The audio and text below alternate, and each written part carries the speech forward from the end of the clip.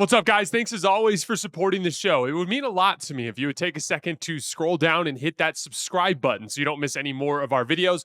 Also, make sure you follow us all over social media so you don't miss any of our content or show announcements. Simple question. What's the highest you could see Jokic climb all time? Such a tough guy to put up against other all-timers, particularly bigs, because of his lack of rim protection as a center. Sometimes I feel you're almost better off not judging him as a big. But I truly think he finishes top 10 all time. Keep up the good work, Jason. Love the show. Thank you so much for the kind words. I think the point you're making about him being viewed as a center is very interesting because it's not so much that I don't judge him as a big as it is that I just judge him more as an offensive engine, right? Like, for instance, when you're talking about Larry Bird all time, Larry Bird was a guy who certainly wasn't a bad defensive player, but he was known for being the offensive engine of the Boston Celtics. Whereas you look at the centers in the all-time list, the Hakeem Olajuwons, Bill Russell, when you're looking at those guys, you're looking at them as defensive fulcrums, which obviously Jokic is not. But as we've talked about, like Steph Curry for me ranks really high. I think he's the 5th best perimeter player of all time, somewhere in the back half of the top 10 if you include centers. Steph is really high for me, and that's not a guy that you're anchoring a defense around. So, like, I see Jokic as fitting more the mold of Steph as, like, a guy that you're putting on the list as one of the great offensive players to ever play the game. I think he's personally the best offensive player I've ever seen play the game. The problem is with the top 10 lists or all-time lists is you're running into some insane resumes.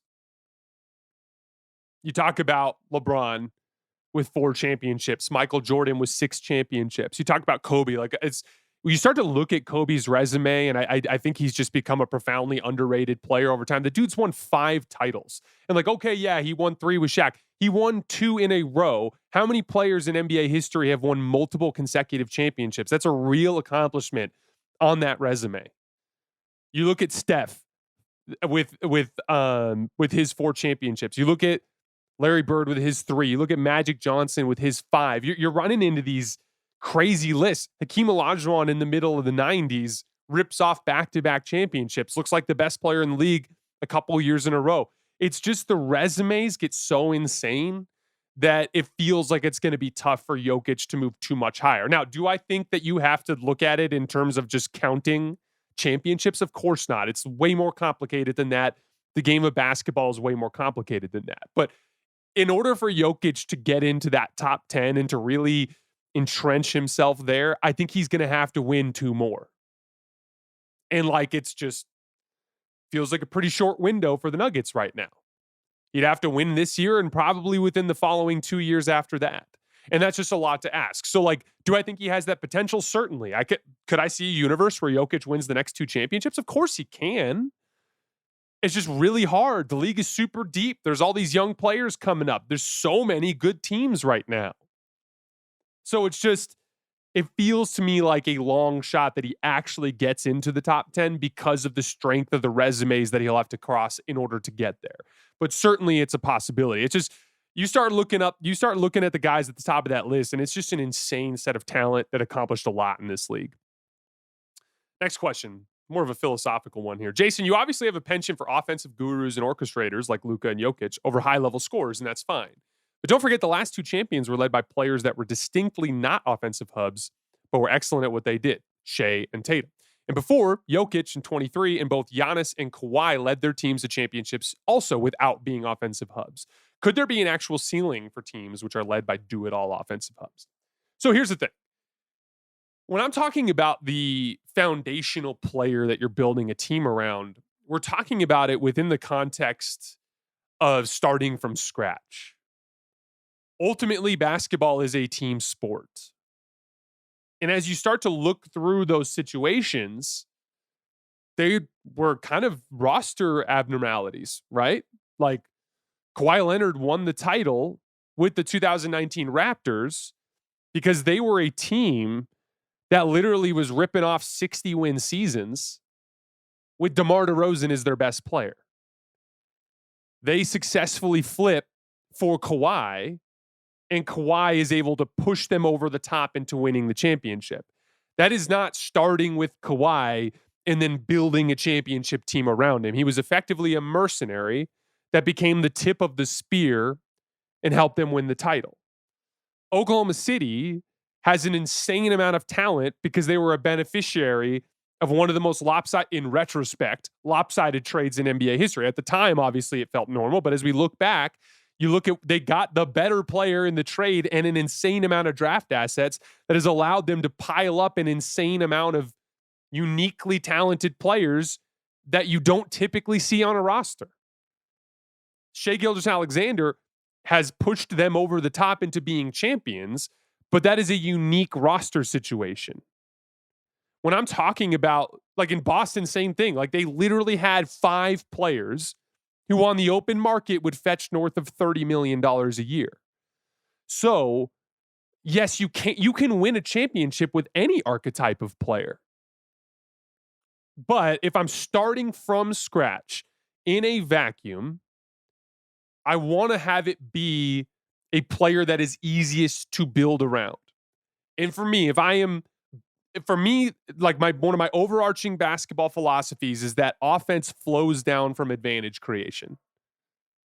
Defense flows down, and you obviously need defensive talent, but defense has a lot to do with coaching. Defense has a lot to do with buy-in. Defense has a lot to do with individual players from the start of the season building connectivity in their defensive rotations. We have seen so many examples of teams with mediocre defensive talent win the title because they came together.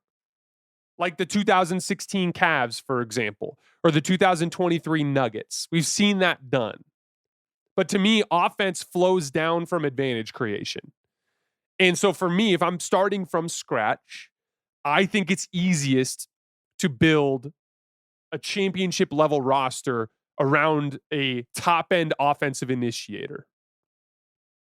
But that's just my basketball philosophy. And again, essentially what I'm saying is like, yeah, if we start looking at individual situations, like, yeah, like if the Toronto Raptors would have traded DeMar DeRozan and got back Luka Doncic right now, I also think they win the title. I literally said in our player rankings that if you took this version of Luka, the one we saw in Eurobasket, and dropped it on last year's Thunder team, I think they win the title, and I think they win it more easily, especially in the playoff run. So the point I'm trying to make is like, yeah, as we look at individual situations individual situations that led to massive accumulations of talent, you can win with any type of best player. But if I'm starting from scratch in a vacuum, I believe it is easiest to build a championship team around a supreme offensive engine. Because from there, I have the flexibility to bring in defensive players that play well with an advantage. Like a lot of guys who can do jobs on defense, but struggle with offense. But the job is so easy for them because they're playing with such insane advantages that they become useful offensive players. I like my ability to build around that type of player versus if I have an elite scorer, I now have to like figure out how am I building the rest of the offense? Can I play this flawed defensive player, this defensive minded player who's flawed on offense? Can I play him alongside a player that doesn't do a great job handling double teams or that doesn't create a ton of advantages throughout the game? I just think it's harder. By the way, I'm not saying that there's some chasm. I'm not saying that like it's offensive initiators and then everyone else sucks. I'm just saying if I'm ranking the archetypes of players, I'm going to go with that advantage creating offensive engine type of offensive player, then probably the supreme two-way scorer, then probably the defensive anchor big, that Anthony Davis type of player. It's one of the big kind of like paths for Victor Wembanyama and his development. Is he going to become a supreme scorer, or is he going to just be this like defensive hub who never really becomes the elite scorer that he needs to be? That's going to be a big part of what helps Victor Wembanyama reach his ultimate potential. But for me, if I'm starting from scratch in a vacuum, I want that offensive engine archetype.